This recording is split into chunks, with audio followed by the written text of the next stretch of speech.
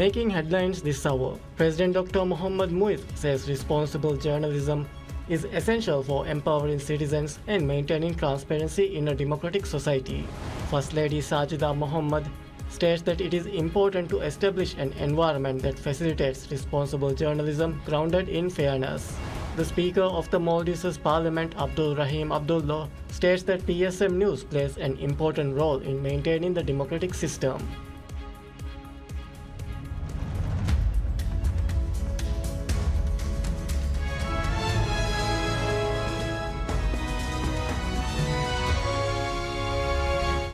Bismillahirrahmanirrahim. Assalamu alaikum and welcome to PSM News in English with me, Idham Naeem.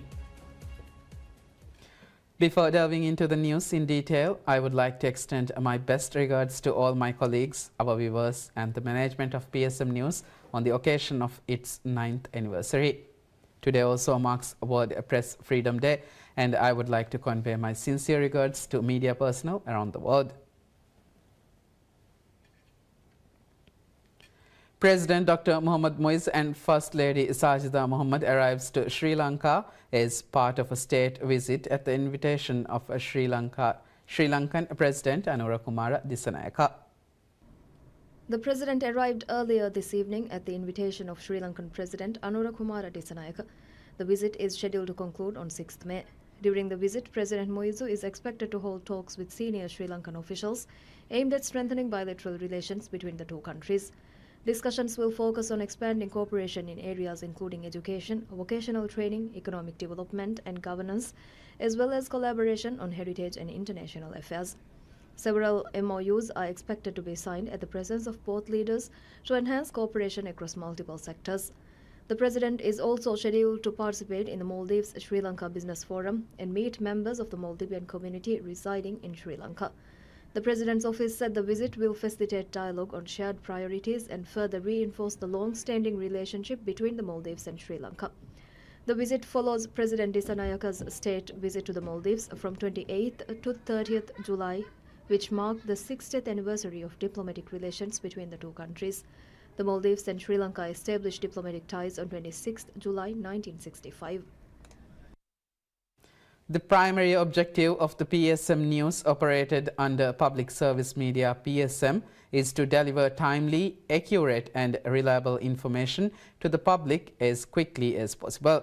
As the channel marks its 9th anniversary today, notable achievements have been made over the years through the efforts of its news team. The Maldives' longest-standing broadcasting company, now known as the Public Service Media PSM, officially launched PSM News on the 3rd May 2017. It became the country's first television channel dedicated to providing 24-hour news and current affairs programming.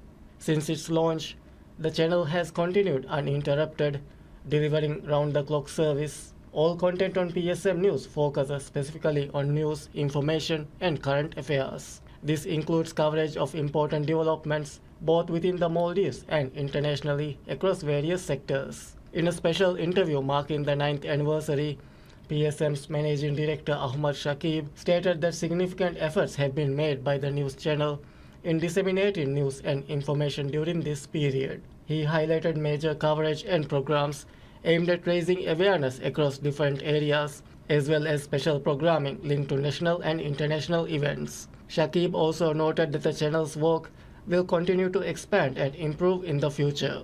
Delivering the latest news to viewers in real time remains the top priority of the PSM News' team. The channel provides local news, sports, business updates, and international news in both Divehi and English. PSM News also produces a range of current affairs programs. These include programs highlighting national development efforts, business-focused content, and coverage related to parliamentary activities, alongside weekly sports programs.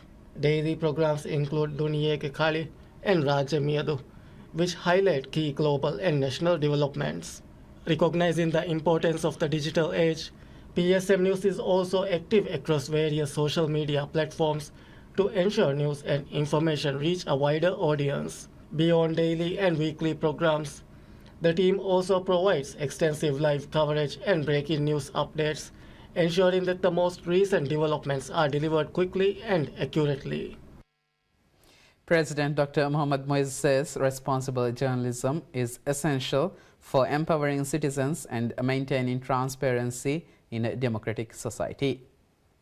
In a statement marking World Press Freedom Day, the President extended his greetings to media professionals in the Maldives and acknowledged the work of journalists. He described the media as the fourth estate, acting as a link between the branches of the state established under the Constitution. He also noted that while freedom of expression is highly valued in Islam, it comes with ethical boundaries, including the need to protect societal interests, maintain peace, and safeguard human dignity. The President said creating a safe and supportive environment for journalists has been a priority for his administration, reaffirming his commitment to upholding constitutional rights for the press. He also referred to ongoing global discussions about the relationship between journalism, technology, and human rights, adding that initiatives under the Maldives 2.0 program aim to improve the country's information ecosystem.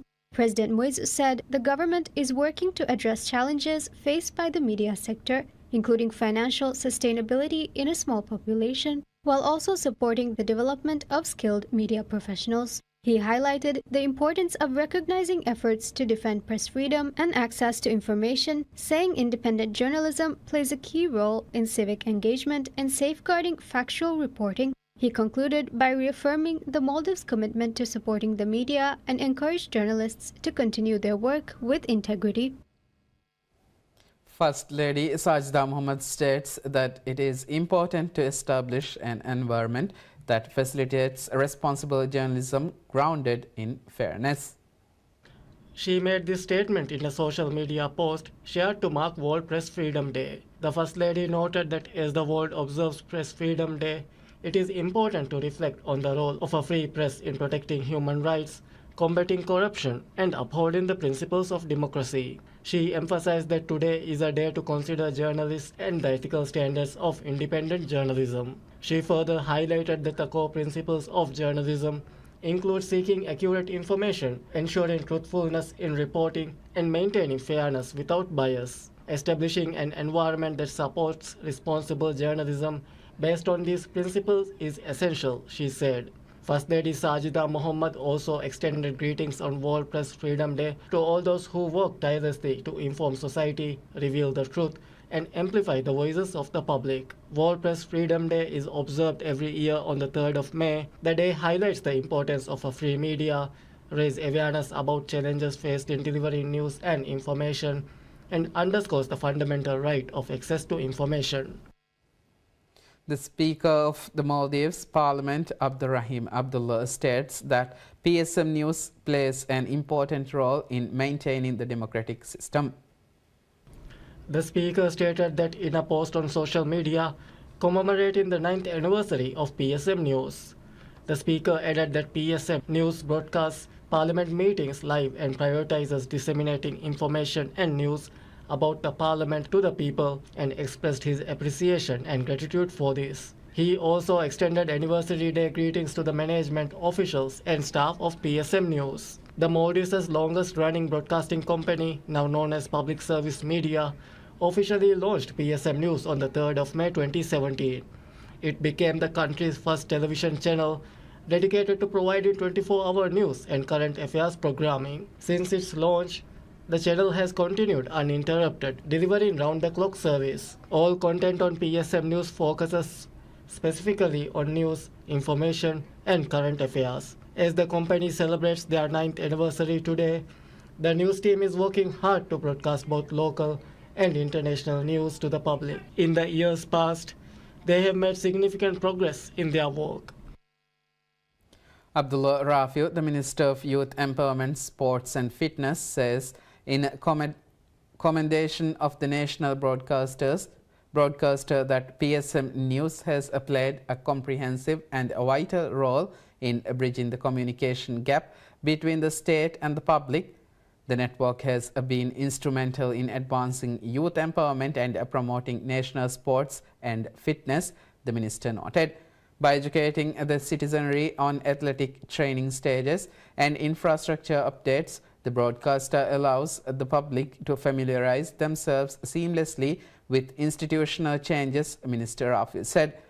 He observed that maintaining such consistent transparency requires profound dedication, highlighting the rigorous nature of the collaboration.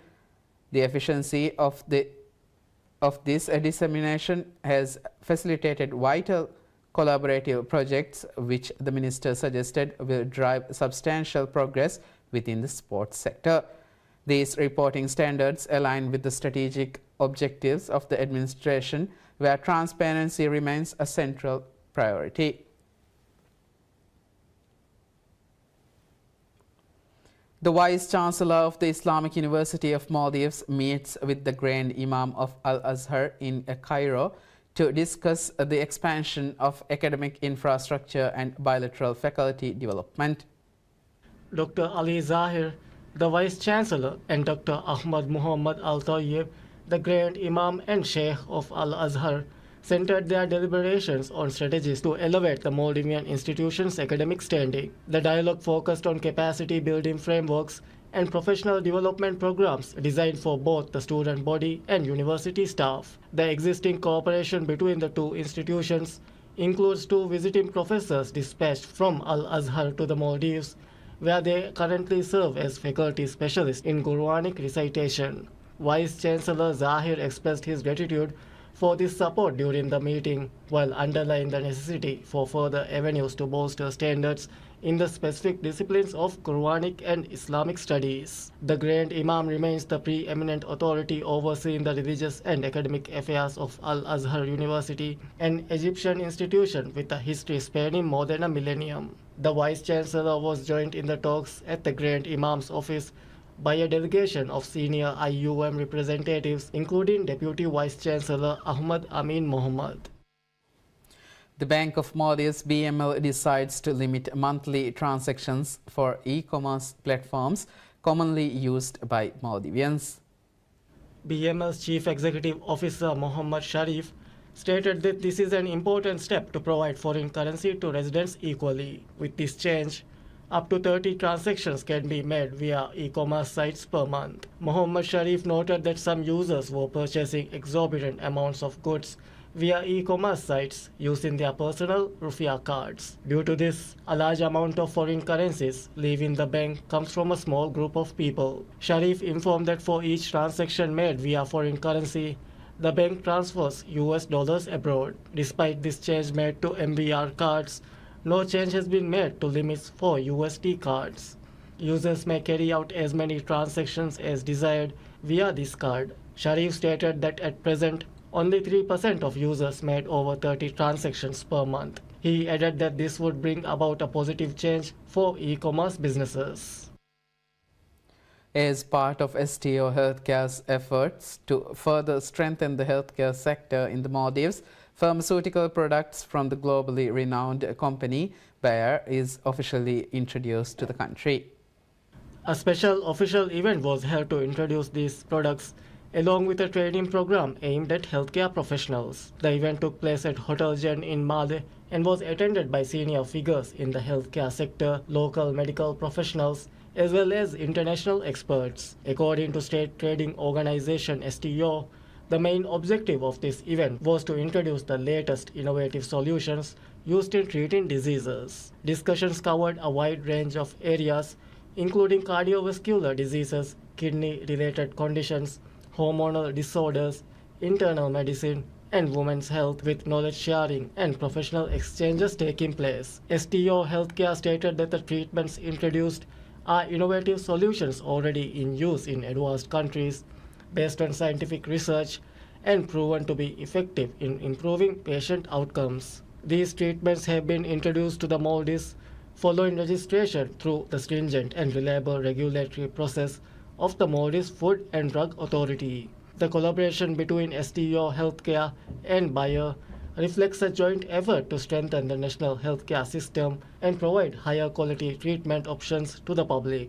STO also noted that this partnership will further boost ongoing efforts to enhance the Maldives' health. Discussions are held by the Minister of Defence and National Service, Hassan Rashid, and National Disaster Management Authority, NDMA officials to strengthen disaster management.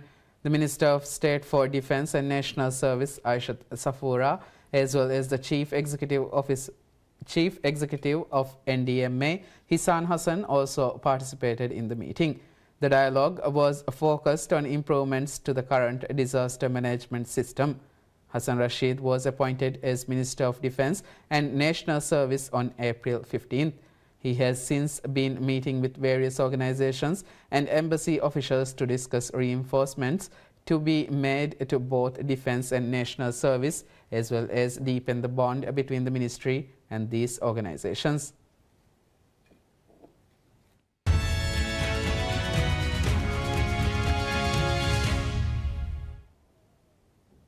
Greg Gable moves to assure Berkshire Hathaway shareholders at the company's annual meeting that he will invest thoughtfully and manage the conglomerate's massive cash stake without the burdens of bureaucracy, as he seeks to win over those cautiously hoping he is a worthy successor of Warren Buffett. Abel, 63, succeeded arguably the world's most famous investor as Berkshire's chief executive in January. He must earn the trust of investors now enamored with technology and artificial intelligence rather than Berkshire's collection of insurers, retailers, and hard asset businesses in energy, industrial, and manufacturing.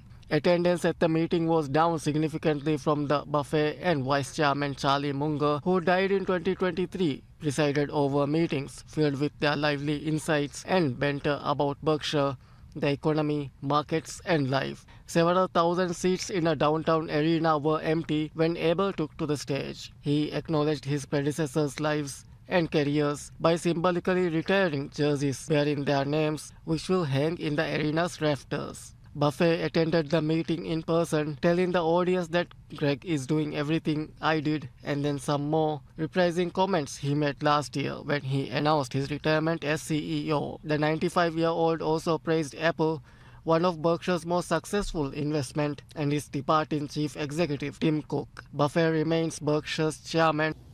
Tim took over about 14 years ago when Steve died. But when we made our investment and turned over 10% of the resources of Berkshire, we were turning it over to Tim. And as I say, he has turned that into $185 billion or something pre-tax. Abel told the audience that although Berkshire was feeling the impact of higher oil prices from the war in Iran, the company was committed to a long-term perspective.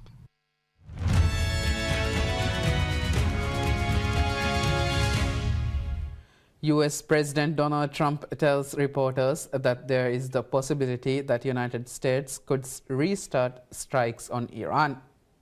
Trump was responding to a reporter's question at West Palm Beach in Florida before boarding Air Force One. Doing very well with regard to Iran. Again, they want to make a deal. They're decimated.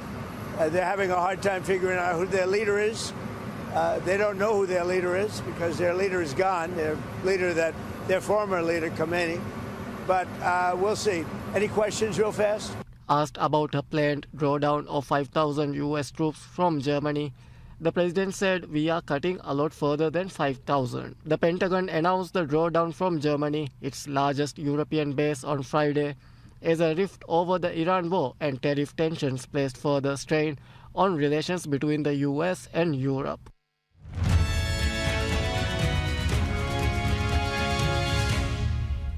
Matthews Laborda equalizes in the 81st minute, and the visiting Vancouver Whitecaps salvaged a 1-1 draw with the LA Galaxy in Carson. Vancouver owned major advantages in possession time and shots, but couldn't convert that into anything tangible until the closing minutes. Sebastian Berhalter serviced Laborda in the center of the box on a free kick, and he converted on a header past JT Marcinkowski for his third marker of the season. The Whitecaps finished with 57.5% possession and a 19-7 advantage in shots, although they just got 5 to frame. LA managed just 2 shots on net against Yohei Takaoka, but the Galaxy made one of them count in the 46th minute thanks to a dreadful giveaway by Takaoka as he tried to start the attack. His kick went right to Lucas Sanabria, who sent Joseph Painsil into the right side of the box. There, Painsil didn't mess around, roofing a shot under the crossbar to score his second goal and earn his 5th goal contribution in just 7 matches. LA protected that lead through an array of Vancouver attacks until a Miki Yamane fall, which set up the tying set piece. This match started a straight of 8 straight road matches for the Whitecaps as their stadium is readied for use during 7 World Cup matches. During the draw, they maintained the best goal differential in MLS, +20, 1 goal ahead of San Jose, the only team ahead of them in the West table. Vancouver did nothing to falsify its reputation as an attacking team that could hog the ball, and the Galaxy sent plenty of time in their end of the pitch. But Marcinkowski made a pair of saves in the opening 45 minutes to keep them off the board. Play grew increasingly chippy, keeping referee Alexis De Silva busy administering yellow cards. He booked each team 5 times, 4 apiece in a testy second half.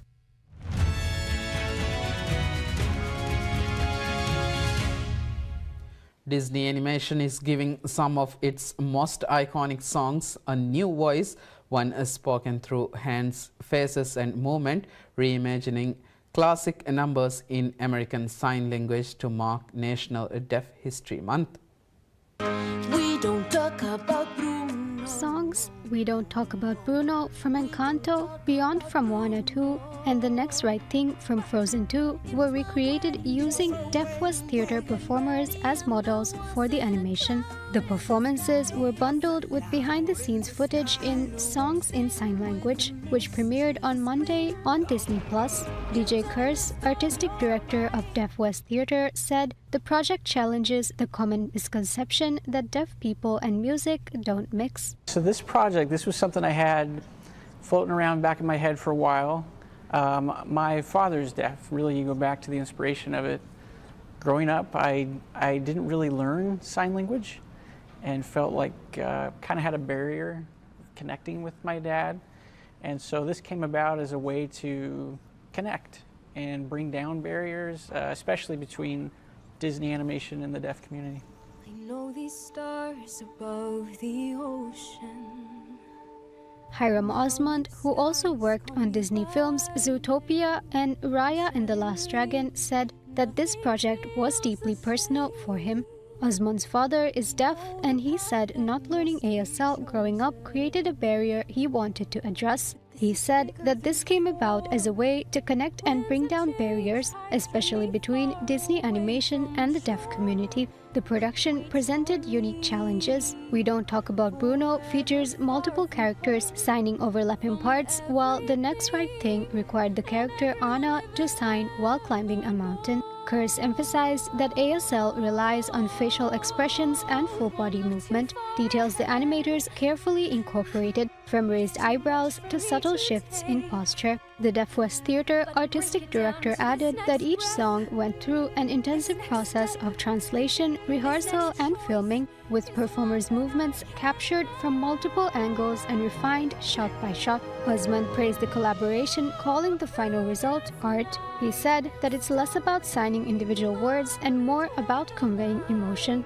The project took 4 years to develop, with animation completed in 6 months. Osmond said the lessons learned could open new creative possibilities. He said, quote, "Just working through this sparked ideas and solutions. I think it's going to lead to things we haven't even imagined yet," unquote. Under skies I've never seen.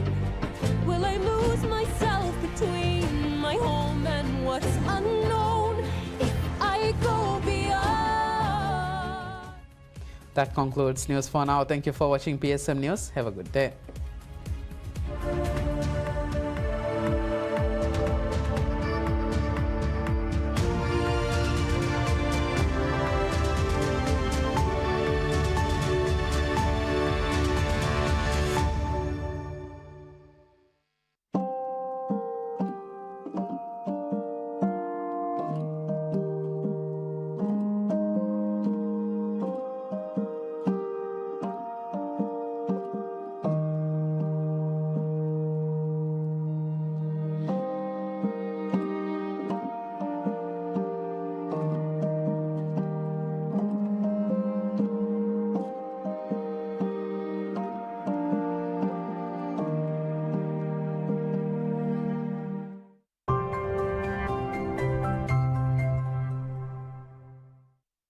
PSM News nuwa aharu furunukam gavies aluganmenge mi PSM newsroom aki salis ang aharuge digu tarihen wan newsroom ಅವನು ಮೆನ್ನ ಅಸ್ತು ದಾಸ್ಯಪರಿ ವರ ಬ್ಯಾರು ಕಂತತ್ತ ದಸ್ವಿ me ಫುರಾಳುಗೆ ದಾಶಂ ಏರುಗೆ ಹಂದಾಂತಂ ಆಕೊಲ್ಲುಮುಗೆ ಫುರುಸತು ಮಿಫದ ಮುನಾಸಬತಕ ಗುಳಿಗೆ ದಿಬುಮ್ಮಿ ಅಳ್ಗೊಂಡ್ಮೆನ್ನಲ್ಲಿಬೆ ವರಬೋಡು ಉಫಲೆ ಅಳ್ಗೊಂಡ್ಮೆನ್ನಕಿ ಹಬರು ಕಿಯಾ ಮಿಹುಂಗೆ ಗೊತ್ತಕ ಮಿ ಬಲಾಗಣ್ಣನಿ ಮುಜ್ತಮೋ ತೆರೆ ಗವಾಕಿ ಗೊತ್ತಕ ಅಳ್ಗೊಂಡ್ಮೆಂಗೆ ವೆಸ್ ಉಳುಂ ಬಹಟ್ಟಾಗೆನ್ನೆ ದಿವೆ ರಾಜೆಗೆ ಎಮ್ಮೆನ ಫೆನ್ನ ಮಸಕ್ಕತೆ ಅಳ್ಮೆಮ್ಮಿ ಕೊನೆ ಮೆಮ್ಮಸಕ್ಕೆ ಎಮ್ಮೆ ಫುರಿಹಮ ಗೊತ್ತುಗ ಕುರ್ಮ ಫುರಿಹ ಎಮ್ಮೆ ಸಮಾಲ್ ಕಂದೆ ಎಂಚೇನೆ